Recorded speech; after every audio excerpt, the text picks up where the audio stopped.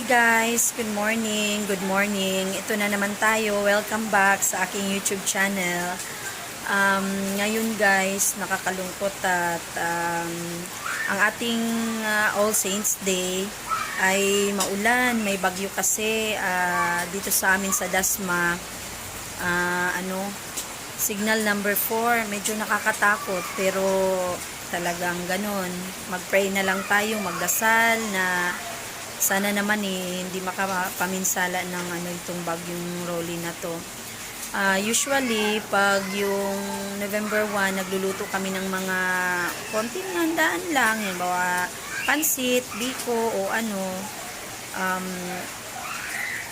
ito ngayon, nagluluto pa rin tayo kasi parang masarap kumain pag yung tag-ulan. May bagyo, mga bata nandito lang lagi sa bahay, tayo nasa bahay, kaya masarap medyo magkakain. Kaya ngayon, maya-maya samahan niyo ako magluluto tayo ng konting handa natin. Kahit may bagyo man, tuloy pa rin ang ating konting salo-salo. A few moments later. Ayan na guys, medyo mahangin na siya. Yan nagpaparamdam na siya si bagyong Rolly. Yan, habang nagluluto ako, habang nandito ako sa aming kusina, medyo nagpapatingin-tingin din ako dito kasi mahangin na talaga. Sabi daw, mamayang madaling araw daw siya, Monday ng madaling araw ang landfall. Pero yun nararamdaman na rin natin, medyo muulan, pangit yung panahon, tas ito may hangin na rin siyang konti. Pray lang tayo guys na ito yung likod ng aming kitchen guys. So, ayun. 1 hour later. Yan guys. Pinirito ko na muna yung aking Ngayon magluluto tayo ng pansit, bihon. Mamaya magbibiko pa din ako. Ito, pinirito ko muna ang aking pansahog na pork. Konti lang. Yan. Ngayon medyo napula na siya, pwede na siyang sabi. Tapos lagyan natin siya dito na rin tayo magigisa ng bawang.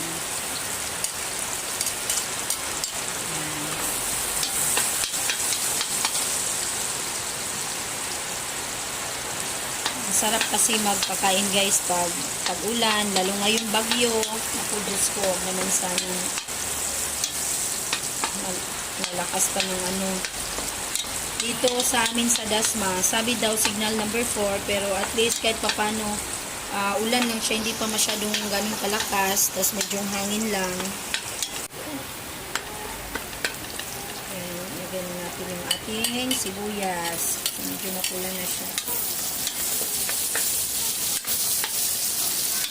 Ayo guys, anong ginagawa niyo sa inyong mga bahay-bahay? Sa amin sa probinsya, November 2 na kami kadalasan nagluluto ng kung anong yung binignit tawag dun sa amin, di mawala yun pag yung undas. Binignit dito sa Maynila, ginataang bilo-bilo. Dito sa amin probinsya, binignit. Yan, nagluluto kami ng pag undas talaga yan, di mawawala yan, binignit, tsaka biko. Tapos yung bibingka. So ngayon guys, lagay naman natin ng bell pepper. Halo na sa ayan.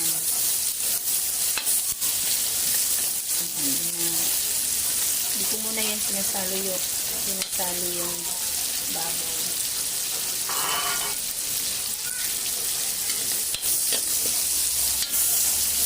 Luto lang tayo ng pansit para habang nasa loob tayo ng bahay may makain tayo. Bawal lumabas, malakas ang ulan, medyo may lakas ang hangin.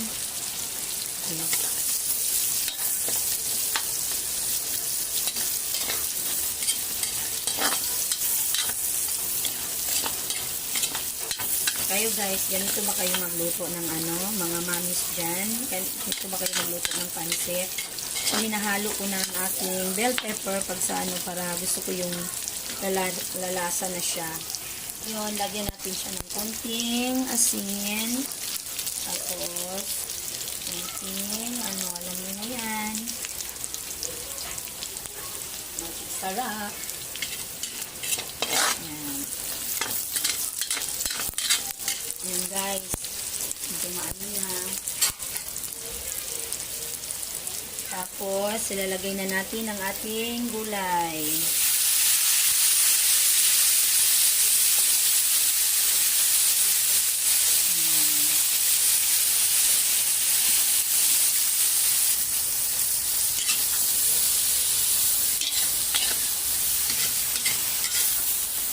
Haluin lang natin. Haluin.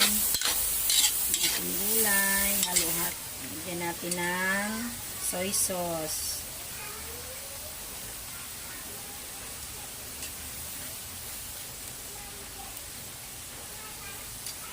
Depende lang sa inyo guys kung gaano kadami yung soy sauce. Pero yung tansyahin nyo rin na baka masyado namang maalat yung nyo. Tansyahin nyo lang. Tansya lang. Mas maganda yung konti-konti lang muna kayo maglagay guys para pag matabang, pwedeng dagdagan. Pag yung mahirap na pag maalat kasi, mahirap na remedyohan eh. Ayan. Lalagyan ko ng paminta.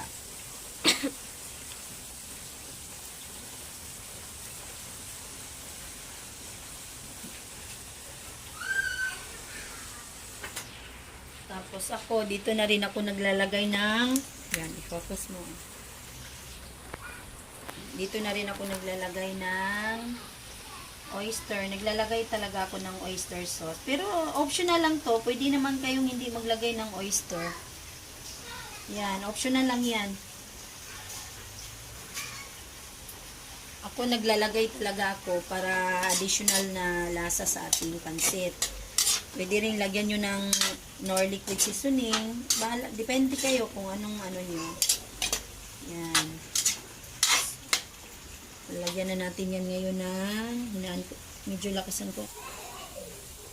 Lagyan natin konti ng water.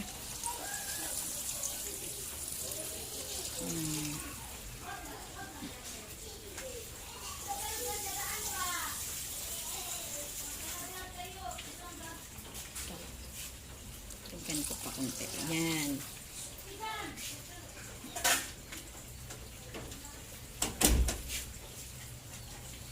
Yan na. Tapos, pagka nito guys, pag medyo kukulo na yan, isi-set aside natin itong gulay ito. Isi-set aside natin. Kasi pag natin yan, isabay, diretso na yun sa pansit, medyo ma-overcook. Kaya konting kulo lang yan, set aside na natin para parang pang toppings na lang yun mamaya sa ating pansit. Yan, takpan muna natin guys para kukulo siya agad. Back to you mamaya. Yan guys, tingnan natin. Kumulo na ba yun? Medyo kumulo na siya. Start na siyang kumulo. Tingnan na natin. Yan, pwede na natin to siya, kasi kumulo na rin naman siya. Yan. Pwede na natin siyang iset aside ang gulay. Kasi, ma-overcook yan. Mas maganda yung hinaan ko lang ang apoy. Mas maganda yung pag hindi overcook.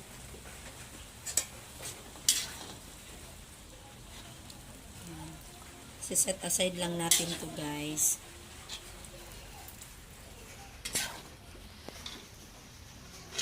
Para pagluto na yung pansit, ilalagay na natin to sa ibabaw. Or pwede rin magbawas kayo na ihalo nyo sa ating pansit, tapos magtira kayo na para pang toppings. Konti lang tong pinansit ko ngayon guys. 1/2 kilo ng bihon lang. Aray ko, mainit. 1/2 kilo lang, tsaka may haluan natin ng kaunting kanton. So, hindi lang pala to plain na pansit bihon. To? Pansit bihon with kanton. Ayan. Ay salamat, medyo tumila ng ulan. Ngayon guys, lagyan na natin siya ng bihon.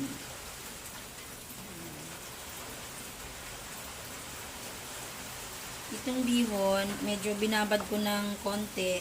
Konti lang. Kasi pag magsobrahan mo rin sa babad, nalalata yung bihon. Ayoko rin kasi yung malata na bihon. Konti lang, parang binasa ko lang siya para ano.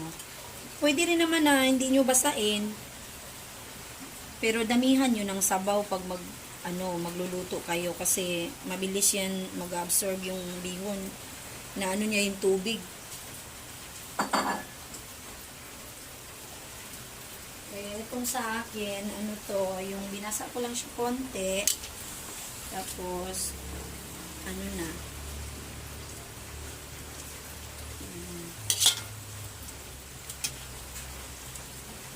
Siya. Para hindi mahirapan na apoy guys, para siya.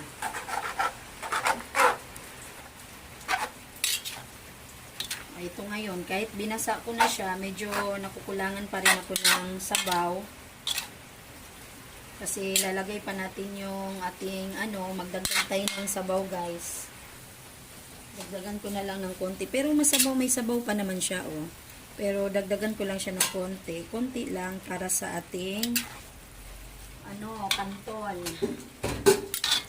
Para sa kanton natin na maluto mamaya.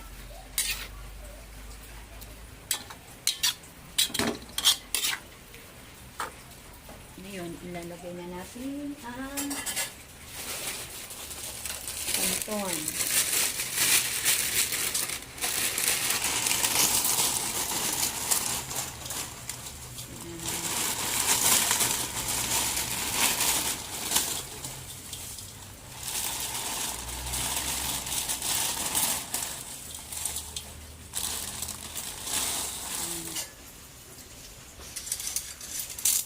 I-mix lang natin yan. Mix lang natin yan siya.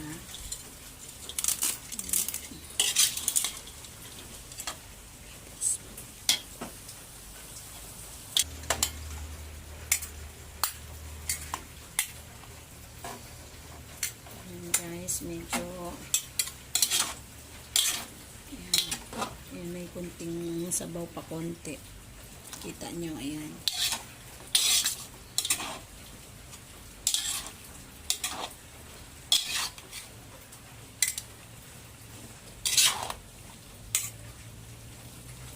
Dapat maano niya yung mga buo-buo. Yan. Marami din pala, kalahati lang ito guys. Pero marami kasi yung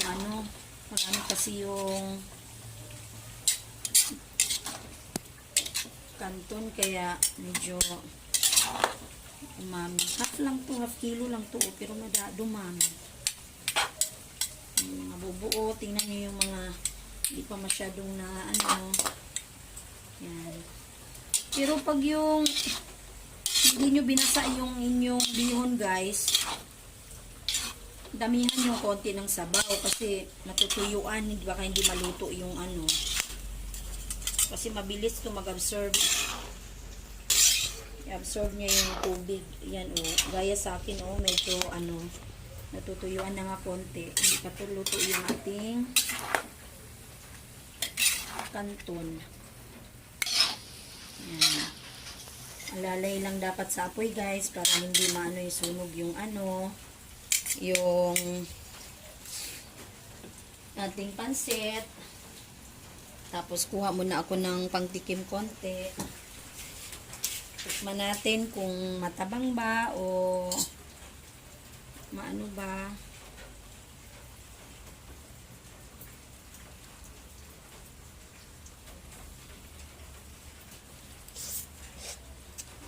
Tama lang siya pang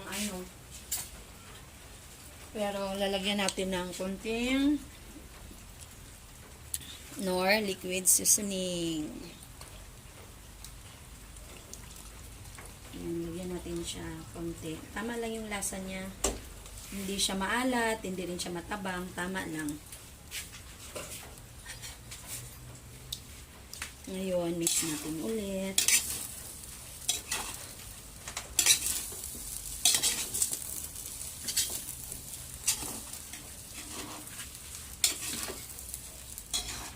Ganito talaga ako magluto, guys. Gusto ko tong kawali na to. Kahit malaki, kahit konti lang yung lutuin ko, kawali talaga yung naanuhan ko. Marami naman kaming kaldero dito, pero ito talaga yung gusto kong lutuan. Tingnan ko yung texture ng ating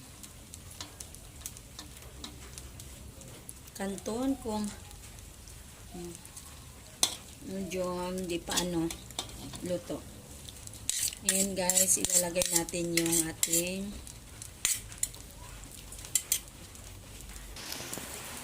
guys.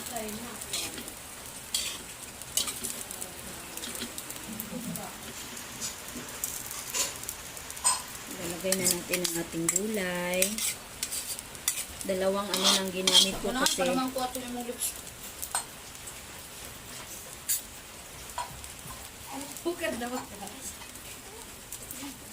lalagay na ang ating gulay. Yan, nakuha muna tayo ng konti. Yung mix lang natin, yan may sabaw pa siya.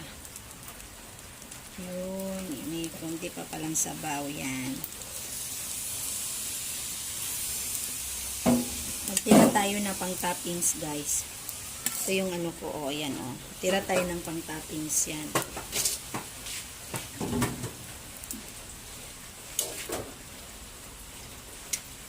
Mix lang natin ulit.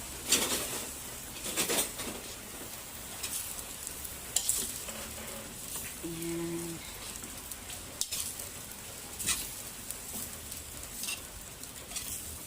This time, luto ng ating kanton. Yan kasi ang huling maluluto eh. Yan, luto na siya. Yan. Yan na guys. Ito na yung itsura ng ating pansit. Tapos, ilalagay natin yung ating toppings dito sa taas. Ito.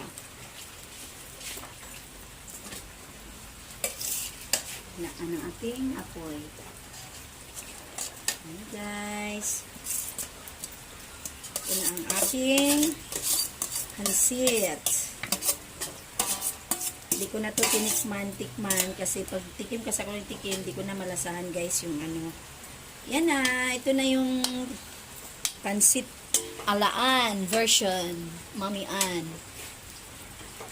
Ayun lang guys, kung sinong gustong gayahin tong aking paraan ng pagluluto ng pansit, okay lang. Pero ito, napakasimple, lahat naman ata tayo marunong magluto ng pansit bihon, tubig kanton. Sige na, bye-bye na guys. At kakain na kami. Serve na namin. Bye. Thank you for watching.